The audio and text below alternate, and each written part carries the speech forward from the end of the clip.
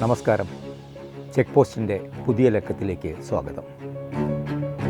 ഡൽഹി രാഷ്ട്രീയത്തിൽ ഇന്ന് ചർച്ചകൾക്ക് ഒരൊറ്റ അജണ്ടയേ ഉള്ളൂ: അക്കങ്ങളുടെ കളി.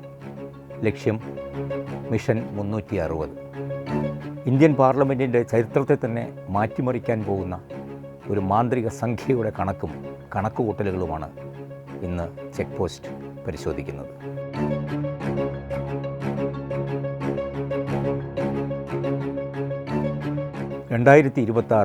ഏപ്രിൽ 17. കഴിഞ്ഞ 12 വർഷത്തെ NDA ഭരണചരിത്രത്തിൽ ഒരിക്കലും സംഭവിക്കാത്ത ഒന്ന് അന്ന് സംഭവിച്ചു. ഭരണകക്ഷി അവതരിപ്പിച്ച അതീവ പ്രാധാന്യമുള്ള ഒരു ഭരണഘടനാ ഭേദഗതി ബിൽ, മണ്ഡല പുനർനിർണയ ബിൽ, ലോക്സഭയിൽ പരാജയപ്പെടുന്നു. ലോക്സഭാ സീറ്റുകൾ 543 നിന്ന് 850 ഉയർത്തുക, 2011 സെൻസസ് അടിസ്ഥാനമാക്കി മണ്ഡല പുനർനിർണയത്തിന് ശേഷം വനിതാ സംവരണം നടപ്പാക്കുക എന്നീ ലക്ഷ്യങ്ങളോടെയായിരുന്നു ആ ബിൽ അവതരണം. ഇതിൽ 815 സീറ്റുകൾ സംസ്ഥാനങ്ങളിൽ നിന്നും 35 സീറ്റുകൾ കേന്ദ്രഭരണ പ്രദേശങ്ങളിൽ നിന്നുമായിരിക്കും. 528 അംഗങ്ങൾ പങ്കെടുത്ത വോട്ടെടുപ്പിൽ 298 പേർ ബില്ലിനെ അനുകൂലിച്ചു, 230 പേർ എതിർത്തു. ഭേദഗതി പാസ്സാകാൻ വേണ്ടിയിരുന്നത് 352 വോട്ടുകൾ. പരാജയം മോദി സർക്കാരിനേറ്റ കനത്ത പ്രഹരമായി പ്രതിപക്ഷം അന്ന് ആഘോഷിച്ചു.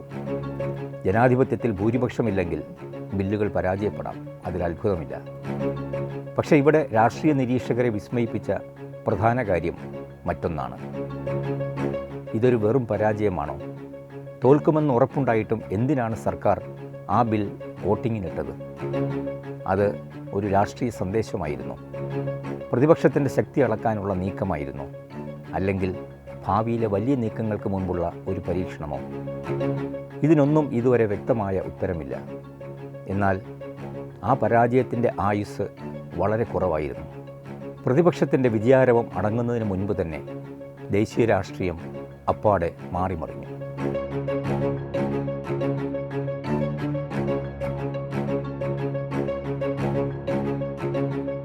നോക്കൂ, ആ പ്രതിപക്ഷ ഐക്യം ഇന്നെവിടെ നിൽക്കുന്നു?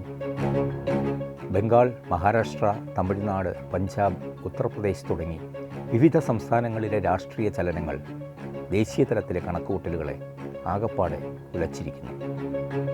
ഇന്ത്യ മുന്നണി, INDIA മുന്നണി കടുത്ത ആശയക്കുഴപ്പത്തിലാണ്. നമുക്ക് സംസ്ഥാനങ്ങളിലെ കണക്കുകളിലേക്ക് വരാം. പശ്ചിമ ബംഗാളിൽ മമതാ ബാനർജിയുടെ തൃണമൂൽ കോൺഗ്രസ് അപ്പാടെ വേരറ്റു. 20 MPമാരാണ് പാർട്ടി നേതൃത്വത്തോട് പിണങ്ങി മാറിയിരിക്കുന്നത്. മഹാരാഷ്ട്രയിൽ ഉദ്ധവ് താക്കറെയുടെ ശിവസേനയ്ക്ക് വീണ്ടും പ്രഹരം. 6 MPമാർ ഉദ്ധവ് പക്ഷം വിട്ട് ഏക്നാഥ് ഷിൻഡെയുടെ ശിവസേനയിൽ ചേർന്നു കഴിഞ്ഞു. ശരത് പവാറിൻ്റെ NCPയും മൃദു സമീപനത്തിലാണ്. 8 MPമാരിൽ ഇപ്പോൾ തന്നെ 5 പേരും MLAമാരിൽ പകുതിയിലേറെയും NDA പക്ഷത്തേക്ക് നീങ്ങണമെന്ന അഭിപ്രായത്തിലാണത്രേ. തമിഴ്നാട്ടിൽ DMKയും കോൺഗ്രസും തമ്മിലുള്ള ബന്ധം വൻ പ്രതിസന്ധിയിലാണ്. വഞ്ചന ആരോപിച്ച് കോൺഗ്രസിനൊപ്പം ഇരിക്കാൻ പോലും DMK തയ്യാറാകുന്നില്ല.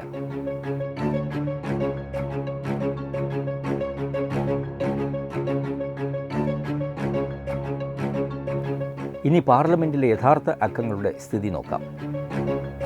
ലോക്സഭയുടെ ആകെ അംഗബലം 540. ഒരു ഭരണഘടനാ ഭേദഗതി ബിൽ പാസ്സാകാൻ വേണ്ടത് 3/2 ഭൂരിപക്ഷം, അതായത് 360 വോട്ടുകൾ. ഭരണകക്ഷിയായ NDA സഖ്യത്തിന് നിലവിലുള്ളത് 293 സീറ്റുകൾ. 360-ലെത്താൻ അവർക്ക് 67 വോട്ടുകൾ കൂടി വേണം. എന്നാൽ മാറിയ സാഹചര്യത്തിൽ ഈ കണക്കുകൾ ഇങ്ങനെയാണ്: TMCയിൽ നിന്ന് മാറിയ 20 MPമാരും ഷിൻഡെ പക്ഷത്തെ 6 പേരും ചേരുമ്പോൾ സർക്കാരിൻ്റെ ഒപ്പമുള്ളവരുടെ എണ്ണം 319 ഉയരുന്നു.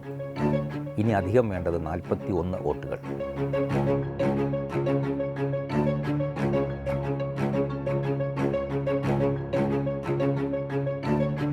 ഇവിടെയാണ് നിർണായക നീക്കം. NDAയുടെ കണക്കുകൂട്ടൽ പ്രകാരം ബില്ലിനെ അനുകൂലിക്കാൻ അല്ലെങ്കിൽ സഭയിൽ നിന്ന് വിട്ടുനിൽക്കാൻ സാധ്യതയുള്ള പ്രതിപക്ഷ MPമാരുടെ എണ്ണം 34ആണ്. DMK 22, ശരത് പവാർ പക്ഷം 8, YSR കോൺഗ്രസ് 4. ഈ 3 പാർട്ടികൾ മാത്രം വിചാരിച്ചാൽ സർക്കാരിൻ്റെ വോട്ട് നില 353 എത്തും. ബാക്കി വരുന്ന 7 വോട്ടുകൾ JMM, VCK, MDMK, RLP എന്നീ ചെറിയ പാർട്ടികളിൽ നിന്നും സ്വതന്ത്രരിൽ നിന്നും ഉറപ്പാക്കാൻ NDAക്ക് പ്രയാസമുണ്ടാവില്ല. അതായത് ഏപ്രിലിൽ പരാജയപ്പെട്ട അതേ ബിൽ ഈ വർഷകാല സമ്മേളനത്തിൽ വരുമ്പോൾ ഭൂരിപക്ഷം കൈയടക്കാൻ BJPക്ക് കഴിഞ്ഞേക്കുമെന്ന് സാരം.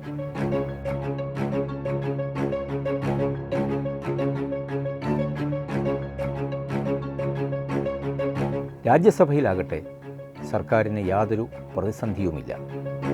അവിടെ 3-2 ഭൂരിപക്ഷത്തിനുള്ള മാന്ത്രിക സംഖ്യ 163 ആണ്. BSP, BJD തുടങ്ങിയ പാർട്ടികളുടെ പിന്തുണ കൂടിയാകുമ്പോൾ രാജ്യസഭയിൽ ബിൽ സുരക്ഷിതമായി പാസ്സാകും. എന്തുകൊണ്ടാണ് ഈ ബില്ലിനെ ചൊല്ലി ഇത്ര വലിയ തർക്കം നടക്കുന്നത്? സർക്കാർ പറയുന്നത് ഇതിലൂടെ രാജ്യത്തെ പാർലമെൻറ്റ് സീറ്റുകൾ 50% വർദ്ധിക്കുമെന്നാണ്. അതായത് ആകെ സീറ്റുകൾ 543 നിന്ന് 815 ഉയരും. കണക്കുകൾ ഇങ്ങനെ മാറാം.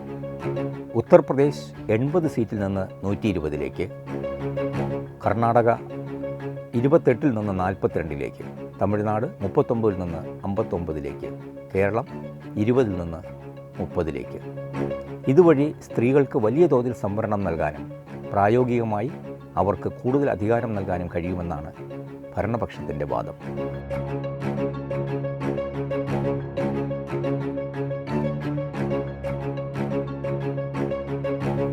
പക്ഷേ പ്രതിപക്ഷം ഉയർത്തുന്ന വലിയ ആശങ്ക എന്താണ്? ജനസംഖ്യയുടെ അടിസ്ഥാനത്തിലാണ് മണ്ഡലങ്ങൾ പുനഃക്രമീകരിക്കുന്നത്.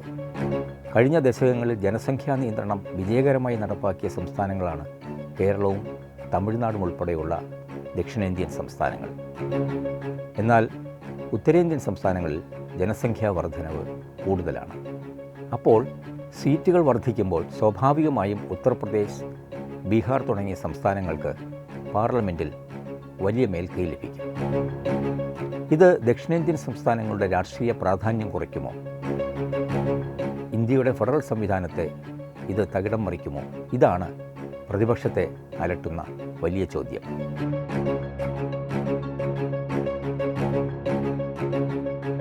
എന്നാൽ കഥ ഇവിടെയും തീരുന്നില്ല. മണ്ഡല പുനർനിർണയവും വനിതാ സംവരണവും വെറും തുടക്കം മാത്രമാണ്.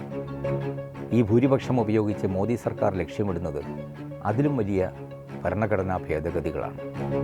ഒന്നാമത്തേത്, ഒരു രാജ്യം ഒരു തിരഞ്ഞെടുപ്പ്, 1 നാഷൻ 1 ഇലക്ഷൻ. രാജ്യത്തെ ലോക്സഭാ തിരഞ്ഞെടുപ്പുകളും എല്ലാ സംസ്ഥാനങ്ങളിലെയും നിയമസഭാ തിരഞ്ഞെടുപ്പുകളും ഒരേ സമയം നടത്തുക. രണ്ടാമത്തേത്, ഏക civil code, uniform civil code. ദേശീയ തലത്തിൽ ഒരൊറ്റ നിയമസംഹിത നടപ്പിലാക്കുക. അതെ, ഇന്ത്യ മുന്നണി യഥാർത്ഥത്തിൽ ഭയപ്പെടുന്നത് വരാനിരിക്കുന്ന ഈ കൊടുങ്കാറ്റുകളെയാണ്.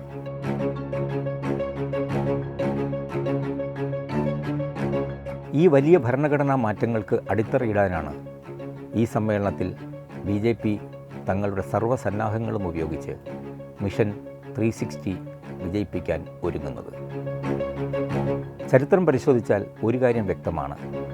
ഭരണഘടനാ ഭേദഗതികൾ സാധാരണയായി ഒരു പാർട്ടിയുടെ അഥവാ മുന്നണിയുടെ മാത്രം ശക്തി കൊണ്ടല്ല, മറിച്ച് രാഷ്ട്രീയ സമവായം കൊണ്ടാണ് വിജയിച്ചിട്ടുള്ളത്. അതുപോലെ വൻ ഭൂരിപക്ഷമുള്ള സർക്കാരുകൾക്കും ചിലപ്പോൾ നിർണായക ബില്ലുകളിൽ വെല്ലുവിളി നേരിടേണ്ടി വന്നിട്ടുമുണ്ട്.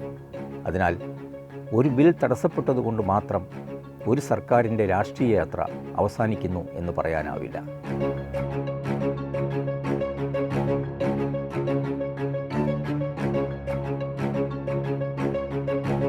1991 കോൺഗ്രസിന് വ്യക്തമായ ഭൂരിപക്ഷമുണ്ടായിരുന്നില്ല. എന്നിട്ടും വിവിധ പ്രതിപക്ഷ പാർട്ടികളുടെ പിന്തുണയോടെ നരസിംഹറാവു സർക്കാർ 73ഉം 74ഉം ഭരണഘടനാ ഭേദഗതികൾ പാസ്സാക്കി. SD ദേവഗൌഡയും IK ഗുജറാളിൻ്റെയും ഭരണകാലത്തും അത് സംഭവിച്ചു. അടൽ ബിഹാരി വാജ്പേയി സർക്കാർ 3-2 ഭൂരിപക്ഷം ഇല്ലാതിരുന്നിട്ടും 86ഉം 91ഉം ഭരണഘടനാ ഭേദഗതികൾ പാസ്സാക്കിയെടുത്തു. അതുപോലെ പ്രതിപക്ഷ പാർട്ടികളെ ഓരോന്നായി സ്വാധീനിച്ച് സമവായത്തിലൂടെ ഭൂരിപക്ഷം തികയ്ക്കാനുള്ള തന്ത്രങ്ങൾ അണിയറയിൽ ഒരുങ്ങിക്കഴിഞ്ഞു. കോൺഗ്രസ് ഇതിനെ ശക്തമായി എതിർക്കുന്നു. പക്ഷേ സ്വന്തം സഖ്യകക്ഷികൾക്കിടയിലെ ഭിന്നതയും പ്രാദേശിക പാർട്ടികളുടെ താൽപ്പര്യങ്ങളും കോൺഗ്രസിനെ ഒറ്റപ്പെടുത്തുമോ? കാരണം സഖ്യകക്ഷികൾ പലരും പതുക്കെ സർക്കാരിൻ്റെ ഫോർമുലകളോട് യോജിക്കുന്നതായാണ് രാഷ്ട്രീയ സൂചനകൾ.